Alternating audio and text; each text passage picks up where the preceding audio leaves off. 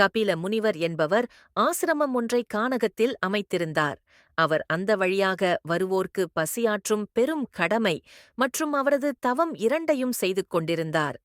அவரின் நல்ல மனதை அறிந்த தேவலோக இந்திரன் கேட்பதையெல்லாம் கொடுக்கும் சிந்தாமணி எனும் மணியினை கொடுத்தார்.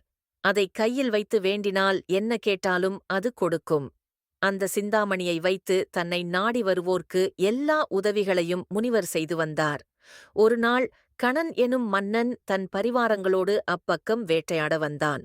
வந்தவன் முனிவர் குடிலைக் கண்டு இளைப்பாறச் சென்றான். முனிவரும் தன் சக்திமிக்க சிந்தாமணியினால் அவனுக்கு வேண்டிய எல்லாம் கொடுத்து அவனின் களைப்பினைப் போக்கினார். எது கேட்டாலும் நொடியில் தரும் அந்த மணியின் மீது ஆசைப்பட்ட மன்னன், முனிவரே, காட்டில் வசிக்கும் உம்மிடம் இந்த மணி இருப்பதை விட நாடாளும் என்னிடம் இருந்தால்தான் எல்லா மக்களுக்கும் பலனளிக்கும் என்று அதைக் கேட்டான். முனிவர் மறுத்தார். ஆனால் மன்னனோ வலுக்கட்டாயமாக மணியினைப் பறித்துக் கொண்டு சென்றான். மனமுடைந்த கபிலமுனி இந்திரனை நோக்கிக் கதறினார். காரணம், இந்த கணன் சாதாரண வம்சம் அல்ல. அபிஜித் முனிவர் வழிவந்த வம்சம் என்பதால் அவனை வெல்லுதல் எளிதல்ல. அவன் பலம் அசாத்தியமானது.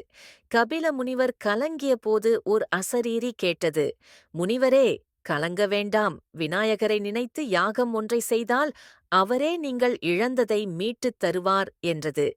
அப்படியே விநாயகப் பெருமானை வேண்டி பெரிய யாகம் செய்தார் கபிலமுனி.